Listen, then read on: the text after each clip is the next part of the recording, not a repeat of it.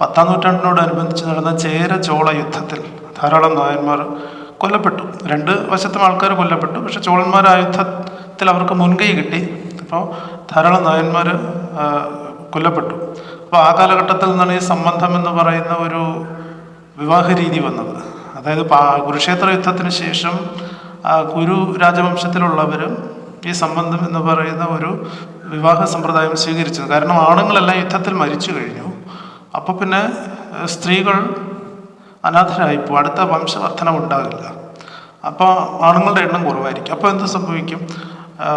അതായത് ആ സമുദായത്തിന് താഴെയുള്ള സമുദായങ്ങളിൽ നിന്നും പുരുഷന്മാരെ സ്വീകരിക്കാനുള്ള ഒരു അനുവാദമോ മൈൻഡ് സെറ്റോ അന്നത്തെ കാലത്തില്ലായിരുന്നു. അപ്പോൾ ഒന്നുകിൽ അവരുടെ അതേ സമുദായത്തിൽ നിന്നും, അല്ലെങ്കിൽ തുല്യ സമാന സമുദായത്തിൽ നിന്നും, അല്ലെങ്കിൽ ഉയർന്ന സമുദായം, അതായത് ക്ഷത്രിയ സമുദായത്തിൻ്റെ ഉയർന്ന സമുദായമായിട്ടുള്ള ബ്രാഹ്മണരിൽ നിന്നും ഭർത്താക്കന്മാരെ സ്വീകരിക്കുന്നു. അപ്പോൾ സ്ത്രീകൾ ഭർത്താക്കന്മാരെ സ്വീകരിക്കുന്ന ഒരവസ്ഥ ഉണ്ടായിരുന്നു.